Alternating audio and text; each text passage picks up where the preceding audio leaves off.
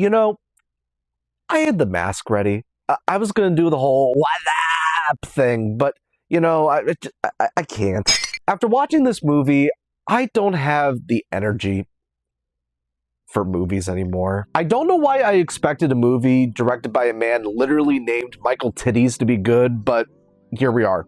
Hi, welcome to Film Stash. My name is Douglas Campbell. I'm not the biggest fan of the Scary Movie franchise, but I enjoy the first three well enough. They're dumb, juvenile, and most of the jokes age like the best spoiled milk around, but you know what? At their best, they were edgier Naked Gun movies, and I kind of like them for some of the smarter satire that they did interject within all the stupidness. To cut to the chase, Scary Movie 6 isn't that. And I think it would be lazy to just say it isn't funny, because there's only so many ways you could say that a movie is not funny. And so after a few days of thinking about it and giving it a film autopsy, hi, welcome to Film Autopsy. My name is Douglas Campbell. I think I figured out why Scary Movie 6 just didn't work for me, despite a lot of the same stupidness being in it. Minor spoilers ahead. Before we dive into that, don't forget to like, share, and subscribe. Any help you can give my channel, I would greatly appreciate it. And if you're already subscribed to me, thank you so very much. My end of the year goal is 700 subscribers. So if you're able to subscribe down below, I would greatly appreciate it. Number 1, lack of satirical focus. Now, despite their aim being very low a lot of the time, at least the first three Scary Movies, they had very clear, concise targets. The original focused on Kevin Williamson horror films of Scream and I Know What You Did Last Summer. The second tackled supernatural horror films like The Haunting and The Exorcist and all those other ones. The third, once the Wayans left, it got a little messy, covering Signs and The Ring, but also throwing a bit of 8 Mile in there, but somehow they made it work. So in 2026, the most important question to ask is, what is Scary Movie 6 satirizing? The marketing suggests a satire of the modern Scream sequels, Halloween 2018, all the other legacy franchises, but this film, for the most part, it's aiming to parody Scream 5. And whenever it is doing that, it's okay. Like, it's not the worst, but it's fine. They are making points about the problem with these movies. But the problem is that the Wayans, they spent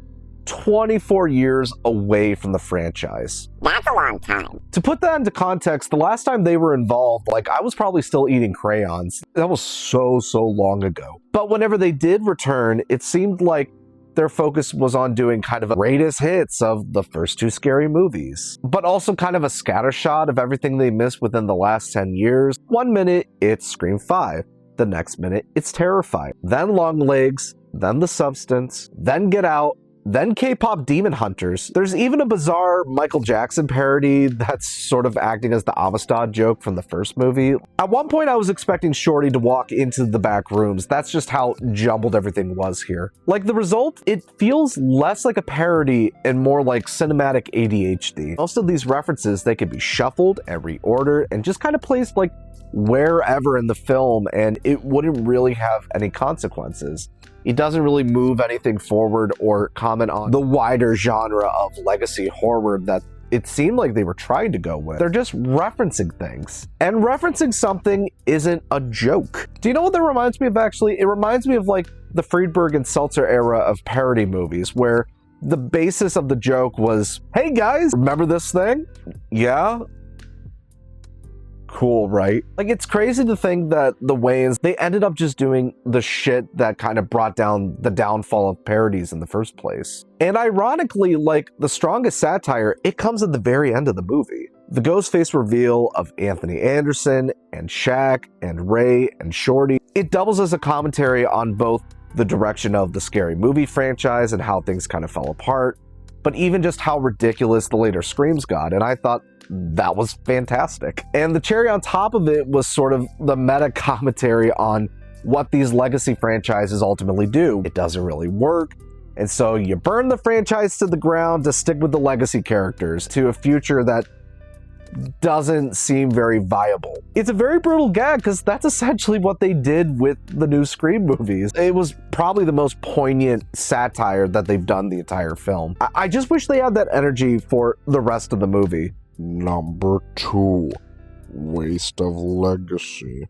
Now, when I heard that the Wayans, they were going to parody Scream again, I thought that was such a fantastic idea to bring them back into the franchise. So much time has passed, so many other Screams have happened that it was just like, that is perfect for satire. There's so much you could do, especially considering that those movies have been like really obsessed with the legacy of the franchise up to that point. But unfortunately, to the same degree, they fall into the exact trap that they were supposed to be mocking. Like the Wayans, they bring back the characters from the older films, but strictly just for recognition. Like the weird caretaker from 2, he shows up to do like a Longlegs parody. Does he do anything else? Nope. Bobby from the first one, he shows up to do like a Smile reference for like 2 seconds. Does it lead anywhere? Wrongo. Neither contributes to the overall story. It's all member berries and just kind of like a mini skit. It adds nothing. Their inclusion could have been cut out. It would have been fine. Oh, Jesus Christ. And then there's Officer Doofy. Special Officer Doofy. Depending on who you ask, like, he is an offensively hilarious character because he is such a heightened exaggeration of the Officer Dewey character from Scream 1. He was used in such short bursts that it was like a shocking joke that, at least for me, it worked because it was like kind of satirizing that odd performance. Like I said, he was used sparingly and that's what made him work. But what's shocking is like how much screen time that they gave this guy. Like this character should have more than one line. He needs to go poopy and that's it. You don't give him dialogue. Jesus Christ. Like if you're gonna have like a legacy character come back to do that, it's just, you have your pick. You have Cindy, Brenda, Ray, and Shorty. Those are your legacy characters you bring back. Those are what you're mainly advertising people to come back to, but yet you sideline them to the back. They just feel like they're there for no reason. You didn't really give them enough of a reason to show back up. I think the returning cast of Anna Faris, Regina Hall, Marlon Wayans, Shawn Wayans, like I think they still are great. They still bring that energy, but how they write themselves into the story, like they get wasted in this, which is weird to say considering that the Wayans wrote the script again. You think they would like give themselves more shit to do, but they're horribly wasted in this thing. The movie accidentally becomes the thing that you were satirizing. These legacy sequels, they bring back these characters and do nothing with them. A good satire would use that on purpose. It very much does not seem like they did that on purpose. Like I'm not giving the Wayans that much credit for it. Number 3.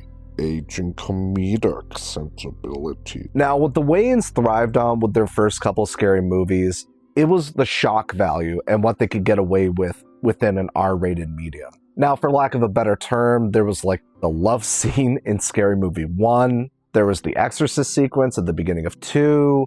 I could go on and on about all the different shocking moments, but the most frustrating thing I think for me about it, the marketing was like so insufferable for this film. Society was going to collapse just with how these jokes were going to be presented to everybody. Watch out, everyone! The Wayans are coming! All the lines are going to be crossed. We're fucked! And every line was crossed to the point that none of them were. Like, this movie was surprisingly safe. Like, it was so lame. Actually, you know what? That's not entirely true. I'm not going to say that there was nothing. Like, there's a parody scene directly ripped from Sinners in this. I can't show it here, obviously, but here's like a totally unrelated like image from Sinners. My God. But beyond that, I feel like most of the humor, it was just the same juvenile stuff that we've seen before, which would totally be fine. But whenever like you're out of your 20s to 30s and you're making this film in your 50s, like I feel like some of that magic kind of wears off. Like the same juvenile stuff like coming from older people doesn't work as much, and then a lot of your humor is just kind of like lambasting political correctness, and it kind of feels old and tired. You could tell they're trying to be edgy and it doesn't fully work. Like the movie feels like it wants to be dangerous, but it just ends up feeling like that one uncle at the party that thinks it could be funny just by telling only edgy jokes, and it's like okay. Conclusion. In the end, I really can't express just how disappointed I was with this movie. I genuinely liked the first two movies, and when I heard the Wayans were coming back, I really thought like, this is gonna be great. This is a movie that I think we need to make fun of ourselves a little bit. I thought this was gonna be, at least if not great, it would have been decent. But ultimately what we got was just so unfocused and unfunny and it just didn't really know what it was doing with its characters. That I think they had one solid idea, which was the finale of the movie, but everything else just fell apart, which especially if you advertise it for months as being super dangerous only to get this, like, I don't know, man. I think after this, you need to pack it up. I really don't want to see any more scary movies. So I'm giving this a 3 out of 10. Fuck, man. Go see Obsession. Go see Back Room. Go read a book. Like, what book have you read last time? Comment below. Let me know. Just do anything else. Well, that's all the time we have for today here on Film Stash. My name is Douglas Campbell, and if you excuse me, I'm gonna add to the stash.